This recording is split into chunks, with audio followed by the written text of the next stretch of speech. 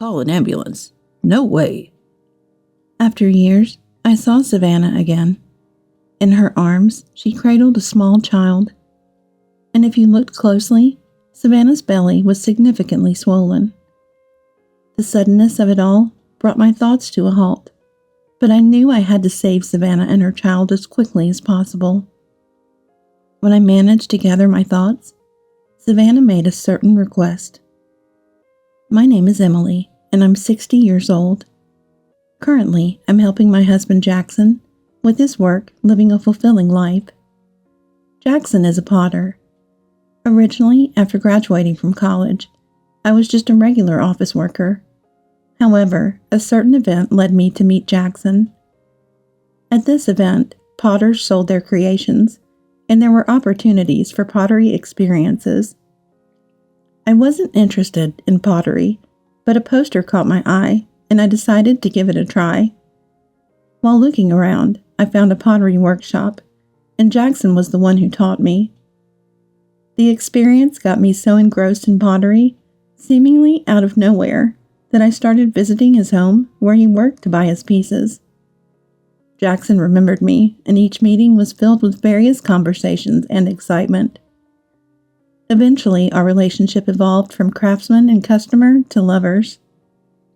After 3 years of dating, we got married. Jackson told me to pursue whatever I wanted, but I was interested in pottery, so I decided to help him.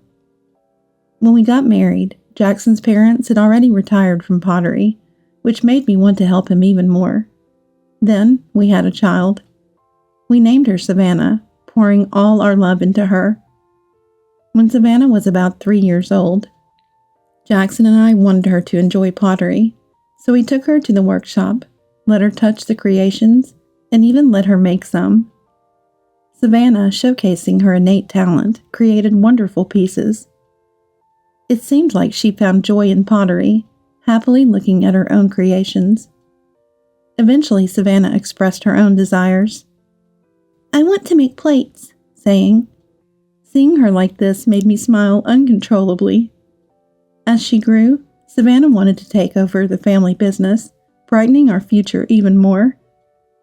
Jackson had several apprentices over the years, all kind and supportive of Savannah working with us in the future. After graduating high school, Savannah went to college, studying not only pottery, but also world history, culture, and arts. On her days off, when she didn't have to go to school, she helped with the family business, improving her skills. Having been taught by Jackson since she was young, her skills were astonishingly excellent. But Savannah never became complacent. Together with all the apprentices, she continued striving to spread the joy of pottery.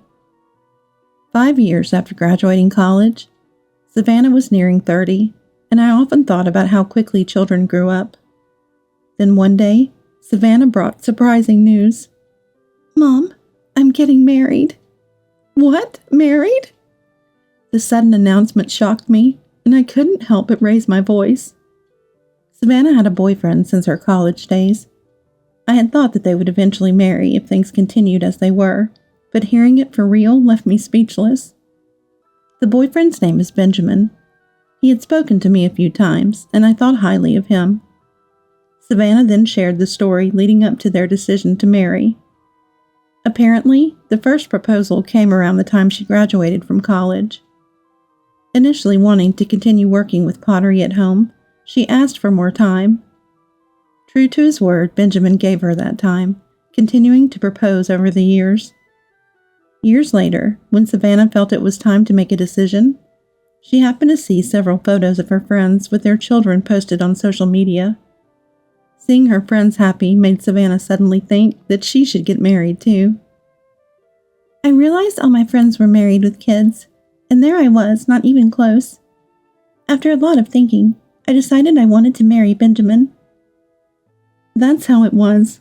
Well, if that's what you've decided, neither Dad or I have anything to say against it." "Thank you." After accepting Benjamin's proposal, Savannah had some requests for him.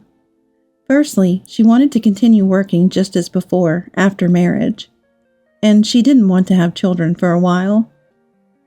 While it's true she saw her friends with children as happy, she wanted to keep her current lifestyle as much as possible after getting married.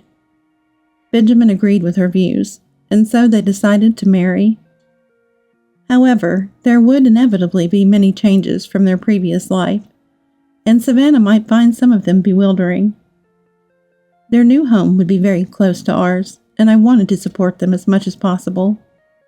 If you ever have any troubles, come straight to me. Okay, thank you. The sensation of my daughter getting married was novel to me. When she first told me, it felt surreal. But listening to Savannah, understanding her thoughts and plans reassured me. I hoped she would build a happy family. Yet this marriage would reveal Benjamin's true nature, leading to a crumbling of the happy life we envisioned. Savannah, having left home to live with Benjamin, seemed no different than before, visiting our home almost every day. However, 6 months into their marriage, I was informed they were moving far away due to Benjamin's job transfer. It turns out Benjamin had been warned of a possible transfer before marrying Savannah, but had kept it a secret. I couldn't fathom why he did that, but I guessed he feared Savannah might refuse marriage if she knew. Hearing this, I couldn't help feel distrustful of Benjamin. I wondered if he truly had Savannah's best interest at heart. Are you okay with this? I know it's odd to say, but what about asking for a long-distance job assignment? I wanted to continue my job too and suggested it, but he said he couldn't be without me. Since he's always accommodated my whims, I thought I should listen to his request this time. I see. If Savannah decided so, there was nothing more to say. I refrained from further comment. A few days after Savannah's report, they moved away quickly. The realization that they were truly gone saddened me. The apprentices who had grown close to her also felt the loss, highlighting Savannah's significant presence. Half a year later, as we were living our usual lives, Savannah called. She had given birth to a child, our first grandchild. While I was happy, several suspicions arose. If the baby was born a half a year later, it meant Savannah was already pregnant at the time of the move. She had said they didn't want children for a while, so had she changed her mind? Or had they decided to have a child knowing they were moving? Thinking of Savannah brought only growing distrust towards Benjamin. Are you okay with Benjamin, I mean? Benjamin? Oh yeah, it's fine. I see. If Savannah said she was fine, there was no further place for me to intrude. I told her, "You can always come back home," and hung up. Discussing Benjamin with Jackson, he too couldn't shake his feelings of distrust. But like me, he felt if Savannah was okay, we couldn't intervene. After discussing, we arrived at this conclusion. We thought about visiting if the situation got worse, keeping in touch as much as possible. However, after the call about the grandchild being born, all communication ceased. Worried, I tried contacting them, but it was Benjamin who answered, not Savannah. Hello, Benjamin? Where's Savannah? Savannah's in the shower right now. Oh, is that so? A few days later, I called during the daytime, thinking Savannah, now a housewife, might answer, but no one did. Trying again at night, Benjamin picked up, repeating that Savannah was in the shower and I couldn't speak to her. I was calling Savannah's mobile phone after all. I couldn't understand why Benjamin always answered. Why is Savannah never available? Even when I call during the day, no one answers. What do you mean, why? I told you, she's in the shower. I don't know about the daytime. I was taken aback by his confrontational tone and fell silent. Taking advantage of my silence, Benjamin hung up. Despite several more attempts, Benjamin kept saying things like, Can you stop calling? The baby's crying. Or, Aren't you being a bit persistent? Saying things like this. My distrust in Benjamin only grew, but when he explained the reason for his hostility, it strangely made sense. Look, Savannah said she doesn't want anything to do with you anymore. Can you please stop calling now? What? Is that really what Savannah said? She said she wanted to escape from your strict pottery teaching as soon as possible. There were apprentices, and that it wasn't easy to leave, but she's glad she finally did. That can't be. Do you think I'm lying? If I were, wouldn't it be strange that you can't get through to Savannah during the day? She decided not to answer your calls. Maybe it's time you understand that. I was in disbelief. Before I could say anything, Benjamin pressed on. Can't you tell by my attitude that you're not wanted? I thought you'd realize eventually. You really lack understanding. If that's the case, you should have said so sooner. We never saw Savannah suffer. You're bad at taking hints, so please don't contact us anymore. Benjamin hung up after saying that. Wait a minute. My calls went unanswered, and I couldn't hear Savannah's voice. Feeling empty, I realized further contact was impossible. Though I thought it persistent, I tried calling the next day at noon, but it seemed to be blocked. Benjamin must have set it up to protect Savannah.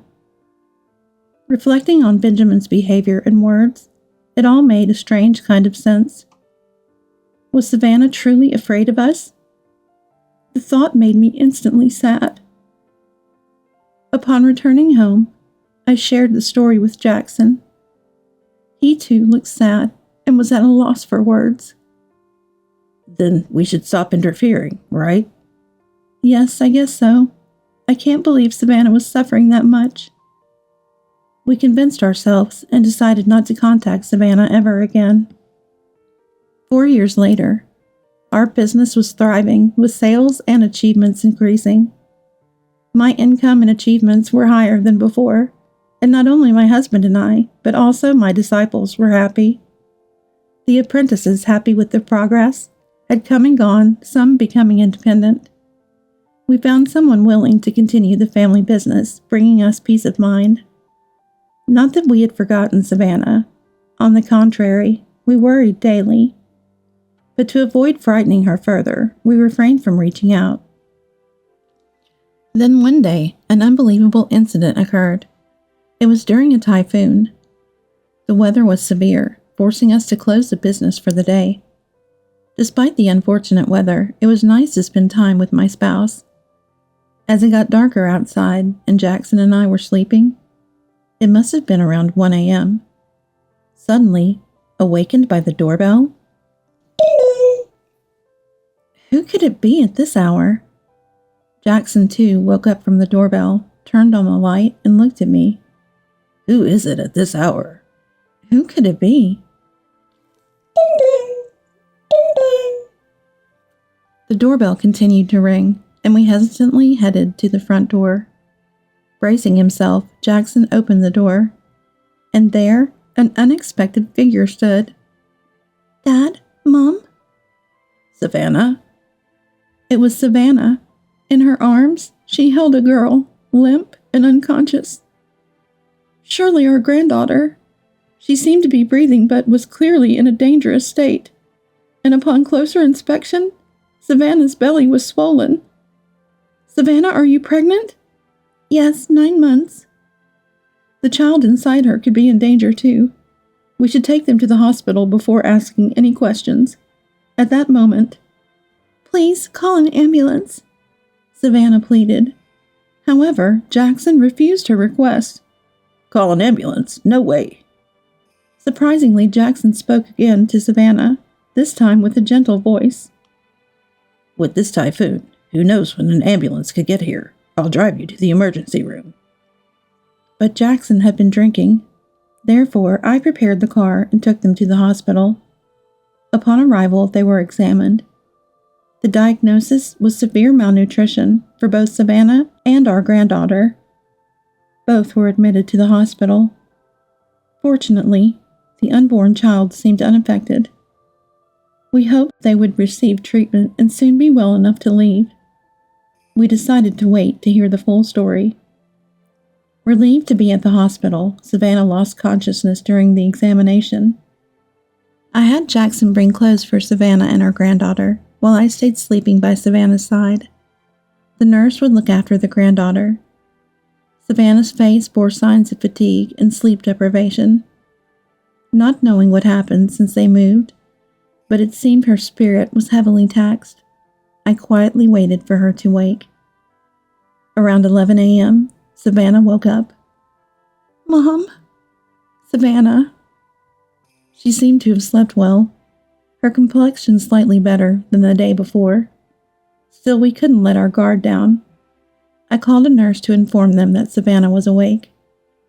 After the doctor's examination and returning to the room, I softly asked Savannah, "Savannah, are you okay?"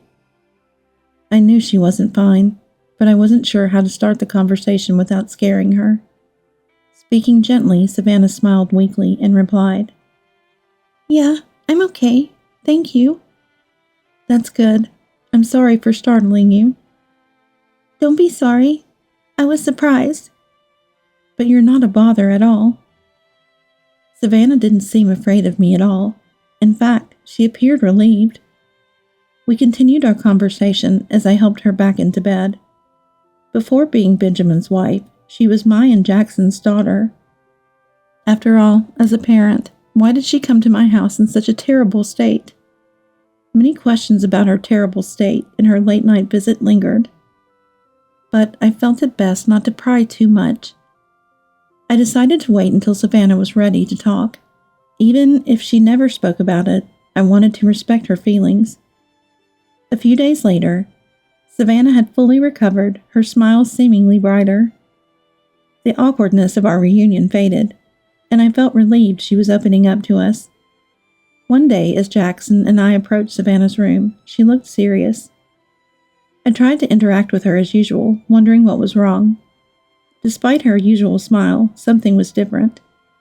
Concerned, I listened to Savannah with a grave look said, "Can I talk about what happened after we moved?" Surprised, Jackson and I realized Savannah was ready to share. "Yes, we'd like you to talk, if you're comfortable." "Okay, thank you." After hearing our responses, Savannah began to share her story. It was unbelievable. Apparently, Benjamin was a terrible man. He had proposed, and at first she had accepted. Having been lovers for many years, she thought she knew everything about Benjamin, but Savannah came to know his true nature only after getting married. Benjamin was extremely possessive, always wanting her to only have eyes for him. He made her cut off all her friendships, didn't allow her to work, and forbade her from leaving the house. Her mobile phone was confiscated, and she was completely cut off from the outside world. The last contact she had before her phone was taken away was when she messaged me about the birth of her child. So why didn't she reach out for help? She thought it wouldn't be possible to get help. It seems Benjamin had convinced Savannah that we all hated her, that she could only rely on him. Shocked by these words, Savannah became too afraid to talk to us. There were various other restrictions in her daily life as well. She wasn't allowed to get proper sleep, was only allowed 1 meal a day, which was just a piece of bread. Even the use of the shower and the toilet was restricted to certain times, and those were the only times she could leave her room. Although I have never been in such a situation, just hearing about it was enough to understand how trapped she felt. The reason she managed to escape was because she saw her child lying weakly beside her. Since the birth, her child had been forced to live a far from decent life. She realized it was her lack of courage that led to this lifestyle. She thought even if something happened to her, she wanted her child to have a decent life at least. After much thought, escaping seemed to be the only option. Though she believed we hated her, she decided to return to her parents' home and seek help. Once she made up her mind, things moved quickly. Savannah sneaked away from Benjamin's watchful eye and ran away from the house. And that's how she ended up at our place. After hearing Savannah's story, everything made sense. Just to be sure, we asked if she was afraid of us, but she shook her head no. "Mom, he lied to you too, huh?" Yeah. When it's explained, it's easy to believe. I'm sorry I didn't notice anything. Savannah shook her head again at my words. Then we proceeded to inform the police and file a report. A female officer came to the hospital room to listen to the details. Taking the situation seriously, the police raided the house where Benjamin was supposed to be moving to, but by then he was already gone. Knowing that Savannah had escaped, he must have panicked and gone looking for her somewhere. This led to the realization that Benjamin could appear in front of Savannah at any time, and the police strengthened their patrol around the hospital and our home. A few weeks later, Savannah was discharged from the hospital after giving birth. The baby was born healthy, which was a relief. Eventually, everyone was discharged safely, and they began living in our house. For a while, we left the family business to an apprentice, and Jackson stayed home all the time, which was reassuring. It's still not safe to let our guard down, but it's nice to see Savannah smiling again like she used to. If possible, I'd like us to continue living a happy life. That's what I had hoped for, but reality didn't go as smoothly as expected. It happened on a day that was supposed to be just another calm afternoon. While we were making lunch with Savannah, we heard a noise coming from upstairs. No one was up there. Jackson, who had been relaxing on the couch, seemed to have heard the noise too. "I'll go check upstairs," and said.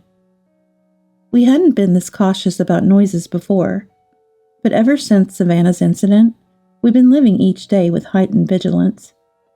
I told Savannah and my grandchild to stay close to me as I waited, mobile phone in hand, hoping Jackson would come back soon. Then, from upstairs, we heard what sounded like an angry voice. "Hey, what are you doing?" Someone had intruded, and there was a confrontation. I immediately called the police. Later, Jackson told us what had happened at that moment.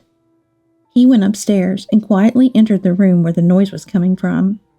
There, he found Benjamin. Benjamin, upon seeing Jackson, seemed surprised. "Benjamin, how did you get in here? What are you doing?" "Shut up. Where's Savannah? She must be here, right? I came to take Savannah back. I can't let her be with people like you." "Calm down. Shut up." Benjamin, greatly agitated, lunged at Jackson. Jackson managed to restrain him, wondering how to alert us downstairs to call the police. Just then, the police arrived. Just hearing about it was enough to feel the intense tension. Afterwards, when Benjamin was being taken away by the police, he caught sight of Savannah and exclaimed, "Savannah, why did you betray me? I love you so much. Why would you do this? I only came to pick you up today." Benjamin's love for Savannah was completely twisted. Thinking about Savannah having to endure that kind of love was heart-wrenching. Glancing at Savannah, she had a sad look on her face. Then Benjamin was rearrested for kidnapping, breaking and entering, and carrying a knife with the intent to harm me and Jackson, among other charges.